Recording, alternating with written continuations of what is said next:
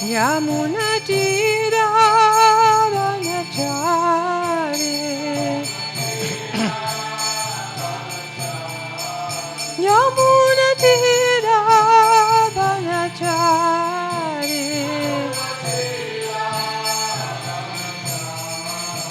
Jaya Radha Madhava Kunjari Hare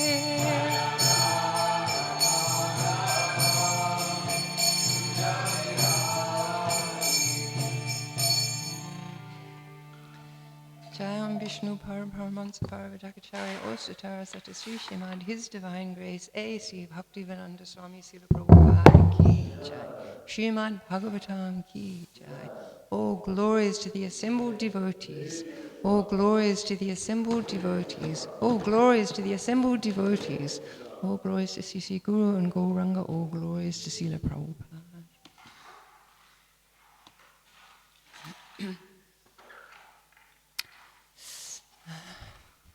Reading from Srimad Bhagavatam, Canto 3, Chapter 22, which is entitled The Marriage of Kardama Muni and Devahuti, and this is text 7. Om Namo Bhagavate Vasudevaya. Om Namo Bhagavate Vasudevaya. Dishya Tvaya Nushishtoham Kritaschanu Graho Mahan Aparitar Karnarandharair Drushta Dishtyo Shatir Giraha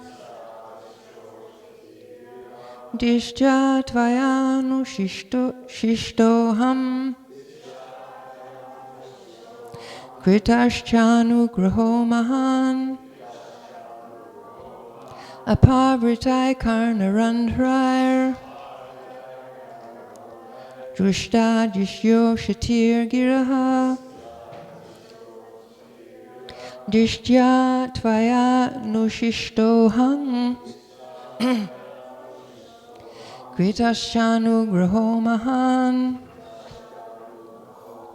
Apavritai Karnarandhrair Drushta Dishyo Shatir Giraha.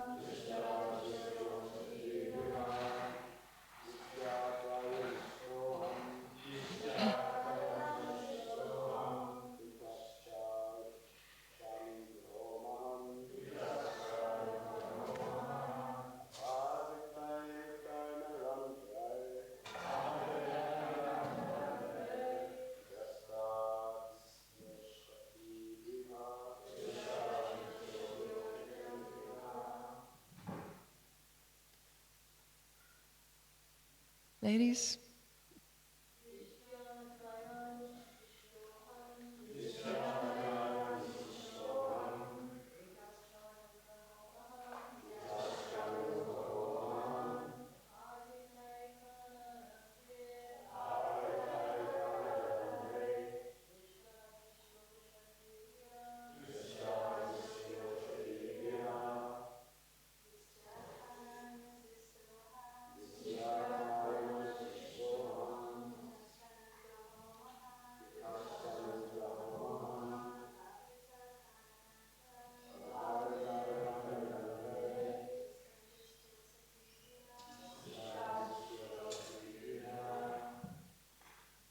Dishya, luckily, Tvaya, by you, Anushishta, instructed, Aham, I, Krita, bestowed, Cha, and, Anugraha, favor, Mahan, great, Apavritai, open, Karnarandhrai, with the holes of the ears, Drushta, received, Dishtya, by good fortune, Ushati, pure, Giraha, words.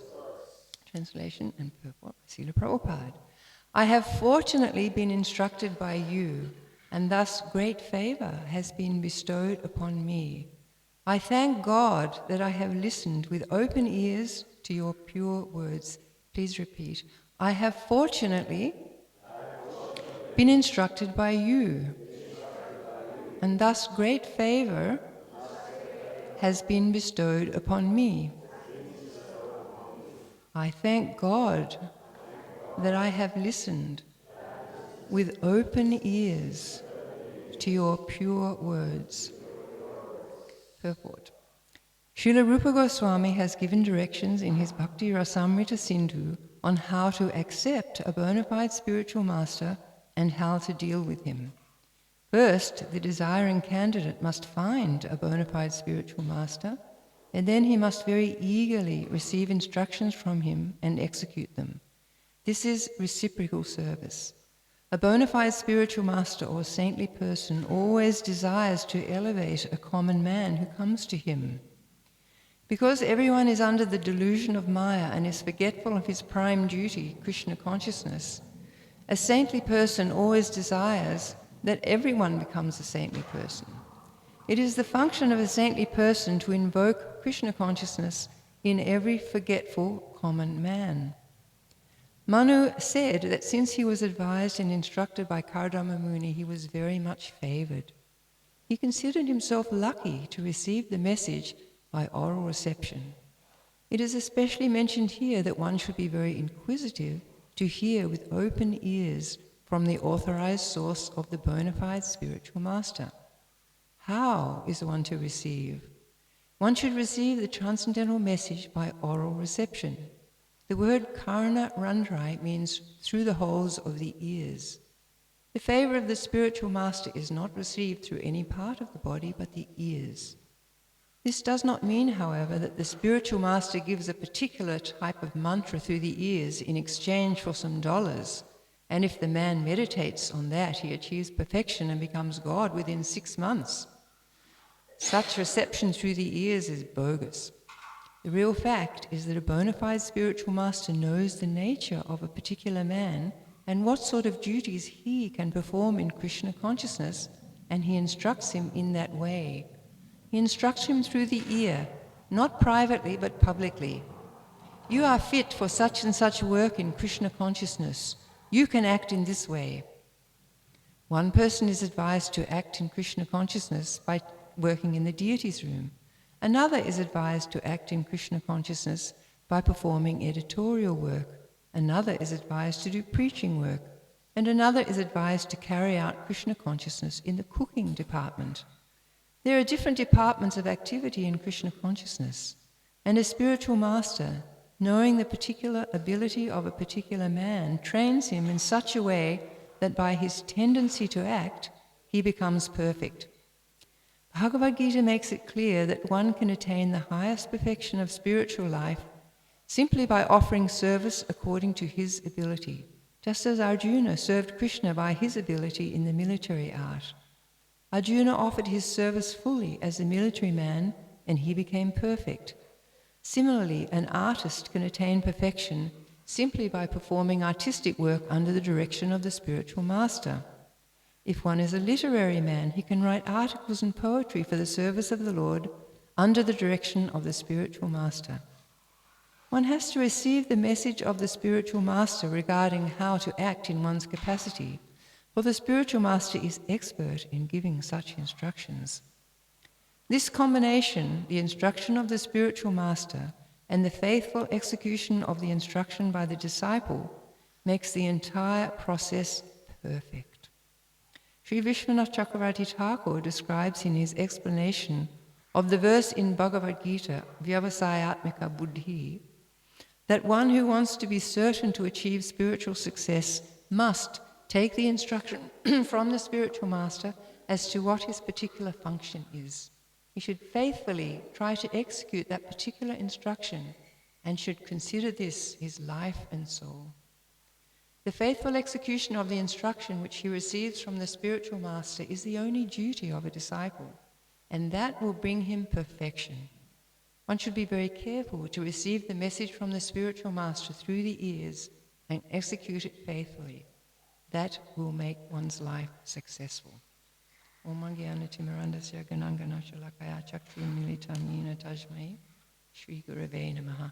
And here we have these words straight from the lotus mouth of somebody who exactly did that. Took his spiritual master's instructions as his life and soul. Srila Prabhupada. So in this verse, Manu is greatly appreciative of Kadama Muni's instructions. He's telling him, it's a great favor that you've instructed me. I thank God. He's showing this feeling of gratitude. And really, there's no quality like gratitude. It's a wonderful quality. It's a personal quality because you have to be grateful to someone, and you have gratitude, you understand that there's an arrangement there. It's a nice feeling. It's described that gratitude is the most fleeting of all feelings. You know, you feel sad, you can feel sad for a long time, but unfortunately, people feel gratitude, it's quite a fleeting thing. So it's very nice that we find again and again in the Srimad Bhagavatam that the speakers are shown gratitude by the hearers, and then the speakers themselves are grateful to the hearers because they're the ones asking question and churning the nectar. So it's a nice reciprocal relationship, and here it's being shown by Manu towards Kadama Muni. So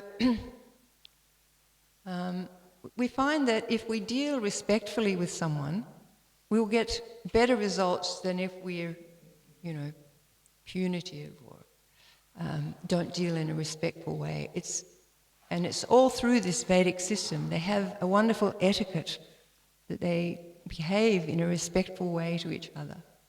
And it really brings out the best in everybody. And if you treat someone nicely, they will open their heart. And of course, the word ear is in the word heart. So here we're talking about through the ear, these instructions go to the heart. And it's called, the description of this is submissive oral reception. And just hearing spiritual matters elevates the consciousness. Again and again, we hear the importance of hearing about Krishna from a saintly person. So, in order to hear nicely, we need to put aside our material intellect. If we want to hear spiritual life, we're not using that material intellect that we have. We're putting that aside. And then transcendental intelligence will come to us, but it'll only come to us through that proper hearing. So transcendental intelligence is about discerning spirit from matter. But mundane intelligence, as we know, it's about so many different things. So transcendental vibration goes to the heart and not the head. And transcendental words, within them, there's a strong Shakti. And it's a kind of a mystical process. Like normally if you just hear from somebody, you're filtering it with your intellect. But if you just openly hear with the heart, then that's actually elevating your consciousness. So this idea of hearing Krishna's glories in a submissive mood means that the heart is getting cleansed, that Cheto Darpana. So that is happening when we hear nicely. And so we put aside our rational intelligence and embrace the hearing and let it work its magic within our hearts. So transcendental sound vibration has the potency to be able to elevate us from the lower modes. It can drive away those lower modes. And if we don't understand something when we're hearing, we leave it. And we pray, then we go on. So later on, because we've made that prayer to be able to understand that, then Krishna will make an arrangement through some person or some other scripture that we'll read, that then it was, oh, now I understand. And sometimes it can go on for years. You wonder about something, and then suddenly there's the answer there. So it's not like, we're trying to cram everything in, but we kind of allow those realizations to come when Krishna is ready to present them to us. So, and also regarding knowledge, we can't have a sense of ownership of knowledge, because as Krishna explains in the Bhagavad Gita 15:15, from me come knowledge, remembrance and forgetfulness. So they're coming from Krishna, so we don't own any knowledge. So the more we can sort of free up our heart to hear, the more potency will be able to come through to our hearts. So it's just a very nice verse here, where Manu is showing such gratitude and such appreciation to be able to hear nicely from the great sage Kadama Muni. So Srila Prabhupada makes the point here that the Guru gives seva. And Srila Prabhupada's example is perfect. The first time he saw Srila Prabhupada, he was just getting up from offering obeisances, and Srila Bhaktisiddhanta told him to preach this movement of Lord Chaitanya all around the world. I mean, it would be quite amazing for you to meet someone you've hardly shaken their hand in the material world, and they start instructing you with this incredible, impossible so-called instruction. It'd just sort of be mind-blowing. And yet Srila Bhaktisiddhanta imparted that, and Srila Prabhupada had that open heart that would straight away go in and make its impact immediately. So that's because Srila Prabhupada could understand Srila Bhaktisiddhanta could understand Srila Prabhupada's elevated position. So he gave that instruction right at the beginning, and as we know, it was the instruction, the last letter that Srila Prabhupada received from Srila Bhaktisiddhanta reiterated that. You should preach this message in the Western world that will do good for you and to those to whom you preach. So, in the early days of our movement, when devotees weren't so many, Srila Prabhupada would very carefully have the devotees, whatever skills they had, whether it was editing, painting, cooking, he'd get the devotees to get up and speak, in front of others when they were very, very new. He would ask particular devotees to stand up and speak. So he knew how to engage them in Krishna's service. And,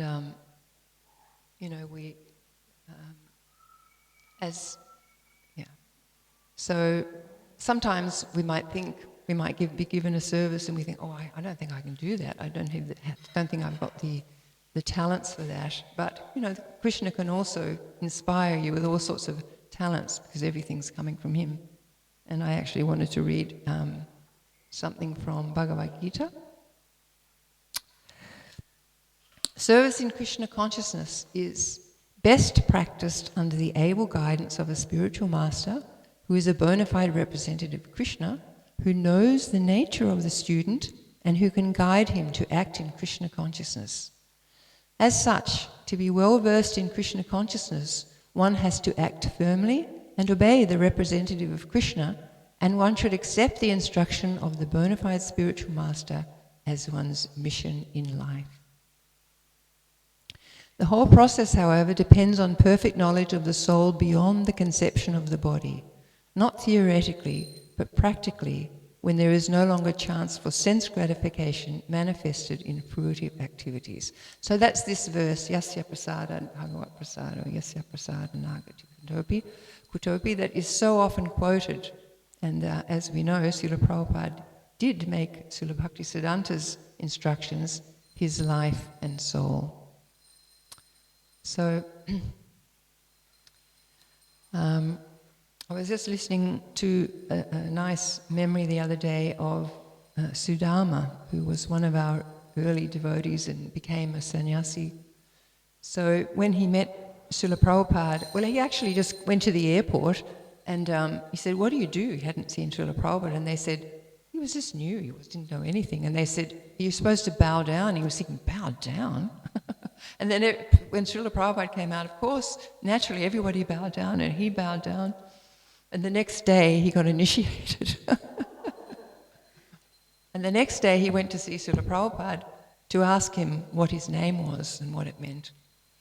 And Srila Prabhupada explained it. And then he said to him, so what do you do? What is your profession? He said, I'm an actor and a dancer. I come from a quite famous acting and dancing family, and that's what I do. And Srila Prabhupada's eyes became big, and he was like, oh, very good. And then that's right, he said to him, you can use your creativity to preach. You should use your creativity to preach. And he turned around and he picked up a book which Hayagriva had written. It was a really thick book. Hayagriva had done a drama. And he said, I want you to edit this. And it was way over, it was a huge book. And Sudama kind of took that and, that was his start in Krishna consciousness. And Prabhupada told him to use those skills. So it's a natural thing. You've got them there. Krishna's given them to you, so use them in Krishna service. So at a certain point, when there were so many devotees coming, Srila Prabhupada didn't necessarily give specific instructions for service, but in all of Srila Prabhupada's books and lectures, letters and conversations, he described what he wanted of his disciples and all those coming in contact with the movement, and that was to engage in pushing on Lord Chaitanya's Sankirtan movement. And he would explain to us that was the perfection of life, to try to execute our Krishna consciousness depending on the Lord.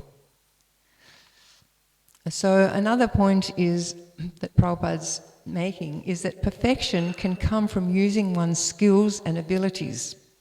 So we know that there's so many throughout the Bhagavatam, there's so many fantastic Rajarshis who were kings, and they were perfect kings. They looked after their citizens beautifully. There was no loss. Rather, because of the sacrifice, there was so much produce. Nobody suffered. But at the same time, every moment they could, they used that for their Krishna consciousness. But they never neglected their duty. There's so many beautiful, great souls that we read about in the Bhagavatam who took the time to do their jobs with great skill and care, but their heart was with Krishna. And that's what we want. So, and we have the example here Srila Prabhupada gives of Arjuna. He wanted to leave the battlefield, but Krishna was like, no, you're a warrior, you have to fight, but fight for me. And that's how he got his perfection. And so, Srila Prabhupada always wanted that we use our skills in Krishna's service. And there was a nice memory I listened to the other day of a godbrother who he had been doing some work in theatres, with the lights and sound and stuff. That was his job. And when he joined up, I think Tamal Krishna Maharaj asked him, can you work in fate, the dioramas? So he was like, oh, sure, because this was his skill. So rather than just having the dioramas there, which had been set up, he immediately started making improvements. He said, well, you should have all sorts of lights around them, and you can have coloured lights blinking on certain ones. And so they set them all up with lights. And then he said, well, why don't you have sound when someone goes in front of a particular diorama? You can push the button and you can have speaking about what's happening. And then he suggested you can also have music going on, while you have the sound. So it became, pretty wonderful, that Fate exhibition in Los Angeles. So when Srila Prabhupada came and he was shown that exhibit, he became so happy. Like he said, the devotee was saying he almost had tears of joy in his eyes. He was so happy. And he thanked them for their wonderful service. And he said, since Srila Bhaktisiddhanta's time, because Srila Bhaktisiddhanta used to set these up whenever he would have a program, he would set up a gorgeous system. He would have it around the edge of the perimeter of where they were camping, like had a festival. He would have fairground things so that kids could have rides and that would bring in the parents and things. And then he would have these dioramas closer in towards the centre, dioramas depicting all sorts of pastimes of Krishna and different preaching dioramas. And then in the inner sanctum, he set up for classes and kirtan and, books to be sold. So Srila Prabhupada had always been impressed that he'd set up these dioramas, and now he'd asked for it to be done in LA, but it was set up so gorgeously. He was so pleased. He said, I always wanted that you American boys and girls use your technical skills in the service of Krishna like this. And he was just so pleased. So this is this point that we use our talents as gorgeously as possible. In this case, he did it very wonderfully. And this is also Rupa Goswami's instruction, Nirvanda Krishna Sambandhe, that there's nothing that's separate from Krishna. Everything's connected to Krishna. But we have to have that intelligence, what we can do for Krishna, and use our intelligence to do seva for Krishna. And again, Srila Prabhupada was so expert at always using everything in Krishna's service. Any money that came, it was like a miracle. If there was a need, suddenly someone would walk in with money. There's wonderful stories in the early days. So many kind of miraculous things happened, just so that Prabhupada could push on this movement. So Srila Rupa Goswami is mentioned in this first paragraph on how to accept a bona fide spiritual master and how to deal with him.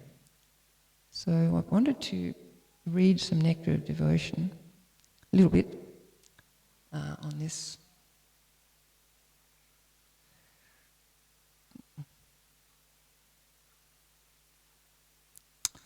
First of all, there was just a couple of nice points that he makes, Srila Prabhupada makes in the introduction.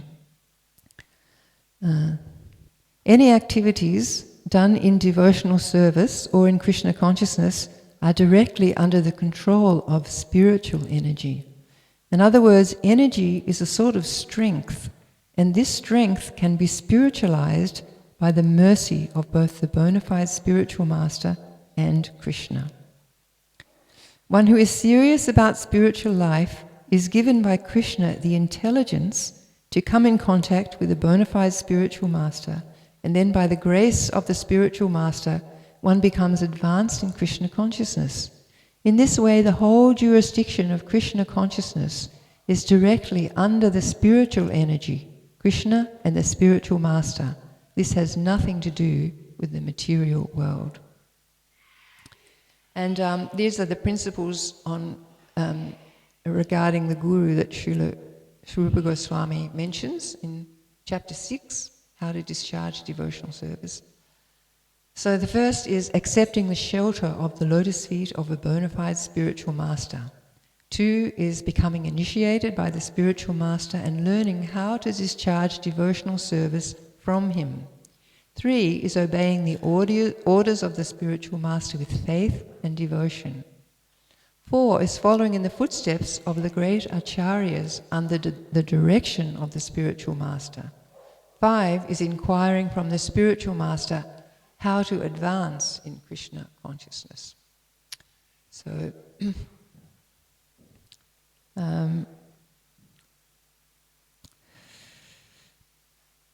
it's also described here that of course, it's a reciprocal relationship. Prabhupada explains in the purports. It's a reciprocal relationship.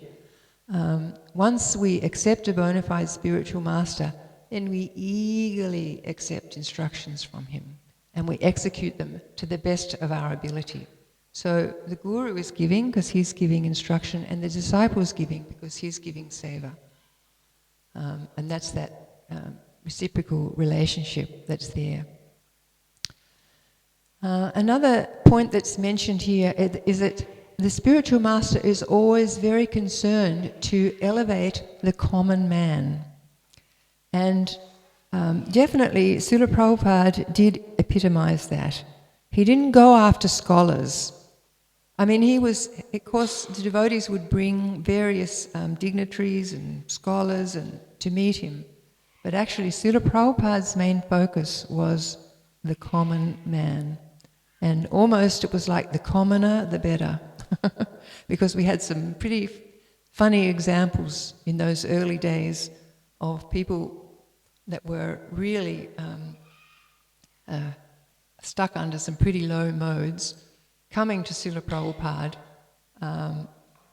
and it was kind of like it's kind of like Srila Prabhupada had that success where others failed, because Srila Prabhupada wasn't looking to go to lords and ladies and scholars, and he just wanted the common people to take Krishna consciousness. Just like when he went to Africa and Brahmananda was arranging all these programs with the Indian families, and Srila Prabhupada said, well, what about the native people, the African people, what about them? And they were like, because they were afraid they'd get beaten because there was sort of, this and that going on. And Srila Prabhupada said, no, this is for them. And so they hired a hall, they went out and preached, and just with straight away, like there were 100 people surrounding them, just, beginning the kirtan. The next minute it's 200, 300 people happily chanting. So they thought, oh, this works. So that was Srila Prabhupada's kindness, that he wanted it for the common man. And then they had a program that night, and so many people came. It was very successful, opened it all up to the local people. So there are some funny stories that you could probably listen to on the memories. I know Indradyumna Swami tells a story of someone in Paris, and he was just sort of living by the side of the road, very dirty, no homeless, no shower and everything. And somehow or another he went back to the temple, and they'd left the door open, and they were always kind of wary because he wanted to see Prabhupada, and they didn't want him to go to see Prabhupada because he was so moochy. And somehow he got into the temple, and then when Prabhupada walked in, he immediately, fell down in front of Prabhupada, and the devotees were trying to get him away. And Prabhupada said, no, no, no. And, that devotee became a great book distributor. And then there's another one who, Kushakrata, I think they called them some pretty not very kind names, because he was very dirty and he had lice in his hair and this filthy old coat that was and once again they were trying to keep him away from Srila Prabhupada, but he went and touched Prabhupada's feet, and they were all looking at Srila Prabhupada, and Prabhupada was just looking down at him with so much love and compassion. And that's just epitomized him. He was so compassionate. And so, of course, he became a Sanskrit scholar, once he got purified, Kushakrata. And there's various stories like this. And even the animals, Prabhupada was always compassionate. Malati tells that in Mayapur, in the early days, there were these dogs that were all mangy and they didn't have any hair on them, and they were all dirty and running around barking everywhere. And she told Srila Prabhupada, well, Srila Prabhupada, some of the devotees are kicking those dogs. And he said, they should be kicked. Because, they're spirit souls, they're in the Dham too, but anyway, they're spirit souls, and you just got to be respectful. It's that attitude that the Uttama Adhikari has, that everybody's a soul and everybody belongs to Krishna and everybody's worthy to know about Krishna and take up the process. So that's Srila Prabhupada's greatness, that he was always looking to elevate everybody. So We have in the Nectar of Devotion, Srila Rupa Goswami does describe the different categories of devotees. We have the Uttama Adhikari, Madhyam, and the Kanista Adhikari. So the Uttama Adhikari is described as one who can become a spiritual master for the whole world. And his qualifications, which Rupa Goswami outlines, are that he's expert in studying the revealed scriptures, he's expert in putting forward arguments from the revealed scriptures, he presents conclusions with perfect discretion. So Srila Prabhupada did modify some aspects of Krishna consciousness due to time, place and circumstance. For example, when he got to the West, he saw, I can't not accept the women in the ashram, because it was so entwined, which is very different from in America. So he did make certain changes. He used his discretion, and his Krishna gave him the wisdom of how to spread this movement in a nice way so it would go all around the planet, and he did that. And it also says that they consider ways of devotional service in a decisive way. This is according to Srila Rupa Goswami. They understand the ultimate goal, which is to develop that prema, that love for Krishna, and they know that Krishna is the only object of worship and love. They have sincerely followed all the rules and regulations of their bona fide guru, and they have obeyed the revealed scriptures. And they're trained to preach with all reason and arguments, and they never deviate from the highest authority. So also, their mood is to train others, to bring others to Krishna. And that's why Srila Prabhupada, even in the early days, he was training people when they hardly knew anything, to speak on the philosophy of Krishna consciousness. There's so many stories where he would ask Jamuna, Jyotirmayi, different men, different women, to stand up and talk about Krishna consciousness. And even, they were so new, but he always encouraged them. Oh, there's one really nice story I heard from Gunana Prabhu when they were in Vrindavan about Srila Prabhupada's encouragement. They were in Vrindavan and they were in this, nothing was built, everything was just a construction site. So they had this room where they were going to have, Srila Prabhupada was going to come to give a class. So they had one chair there. So when Srila Prabhupada came, they offered him the chair. And then Srila Prabhupada was to give a class. And then Srila Prabhupada looked around at everybody sitting in the circle. And then he said, I want one of you to give the class. And everyone was like, like in fear. Because imagine giving a class like that in front of Srila Prabhupada. So he went around, and in the end he chose Trivikram Swami. And he said, you can give the class. So Trivikram Swami got the Bhagavatam and he started to give class, and he was very nervous. His voice and hands were shaking, and he was kind of stuttering and stumbling, and everyone else was like feeling so sorry, feeling bad for him because he was really struggling.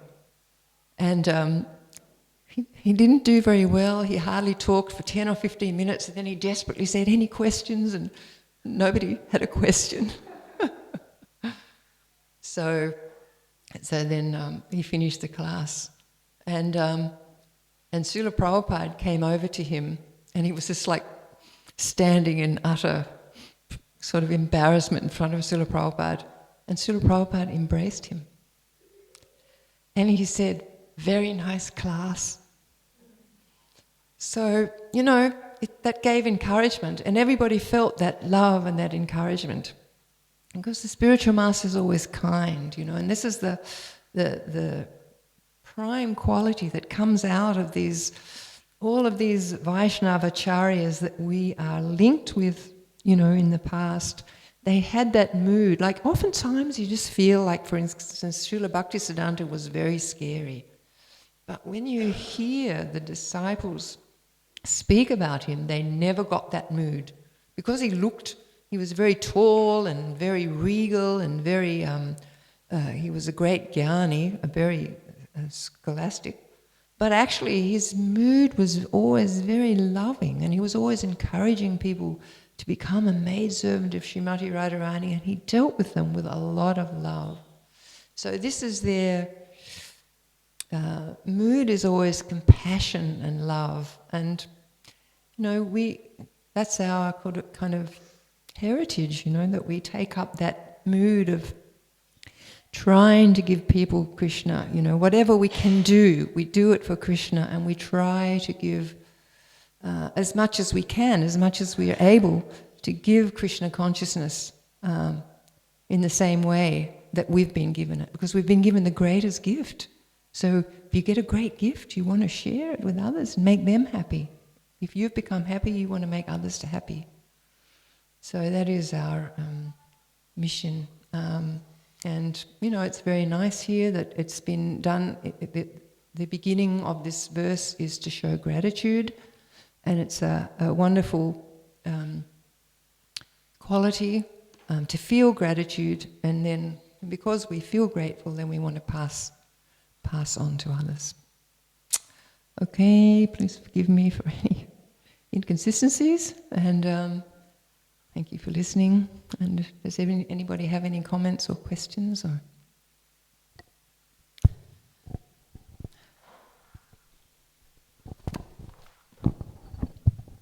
Hare Krishna, thank you for a really lovely, deep class. I just have a few questions, but one question I want to understand: if hearing has that ability to go within and cleanse the heart, then what happens when you're reading? Because is it just the inner voice that cleanses the heart, or is it a sound vibration? Sound vibration is very strong.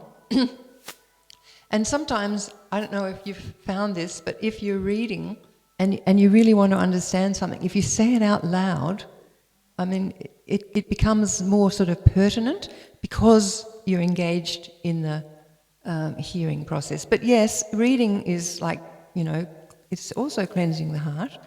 But this hearing is very strong. Sort of Prabhupada talks so many times about the potency of hearing. So another thing to do is to read with reading groups, even to sit and read, and as we're doing today, Nectar of Devotion.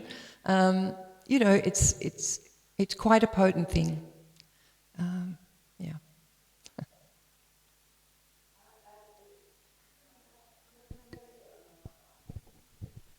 Thank you for the class. You were mentioning that we should engage our talents in Krishna's service, and Urmila Mataji, she wrote that Kriya Dharma, engaging according to our psychophysical nature. So can you elaborate more on doing the needful as well as primarily being engaged according to our nature? Because someone may say, oh, this is not my nature, I don't want to do it, but it's kind of a needed service. Yeah.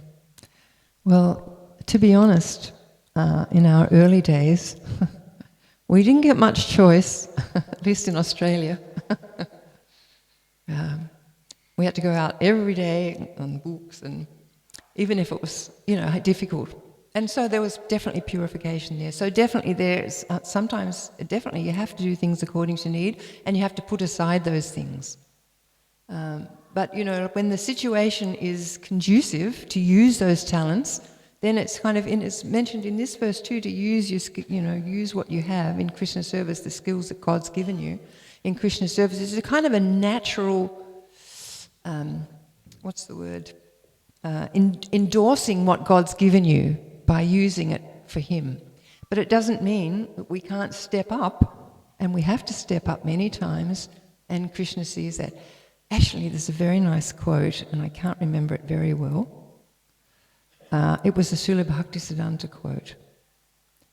And I think there'd been some complaints about somebody not doing proper service or something. And Srila Bhaktisiddhanta, I actually have it written somewhere, but Srila Bhaktisiddhanta said that Srimati Radharani is Krishna's major domo, like the main servant. And if she sees something's not being done, she will then take up that service immediately. So it's kind of like, and she will find the greatest pleasure in doing that service for the Lord. So sometimes we have to do things that we, it's not particularly in our nature, but that's a really purifying thing because it's quite challenging. It takes us out of our comfort zone. And obviously things have to be done, certain things have to be done. But it is very it's a natural thing to slip into something. If you're a good cook and you cook for Krishna, you may not be so good at giving classes or whatever, whatever it is. But that needs to understand that, and it's a kind of a very surrendered mood that whatever service comes, I'm going to do it. And that is definitely like a very high thing because you're always trying to please Krishna no matter it may not be your thing. But also it's just a very natural thing to use what you have. And as the movement's grown, we've been able to do that more. There's more facility to do service. Okay, thank you very much. Hare Krishna.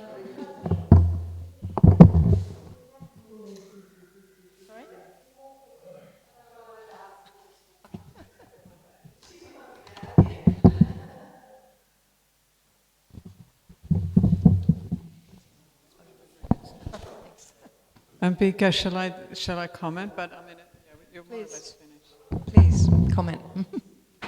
All I was going to say was, with regards to devotees engaging according to the need, and then also engaging according to their natural propensity, what we observe is that most devotees, when they first join the movement, they will spend the first few years just doing the hands-on, around the temple, because on the one hand, they don't actually have the understanding yet as to how to use their own particular skills in Krishna consciousness. They still have to learn that. And so, that takes a little while for that understanding to come to maturity. Mm-hmm. And also, when people come in from the external environment, they still have a lot of that material kind of energy, and it takes a little while for that to just kind of wear off, for a better expression. So it is a good process to just spend the first few years in doing what needs doing around the temple. And it's also a very good opportunity to learn the surrendering process, to just surrender to the authorities and say, okay, what needs doing? So there's a number of benefits that come out of doing that. But then after a few years, devotees start to understand better how they can branch off, or not branch off, but how they can apply specifically what they have been given as their special skills. Yes.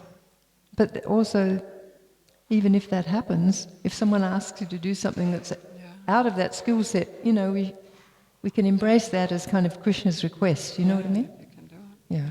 Yeah. Thank you very much. Hare Krishna.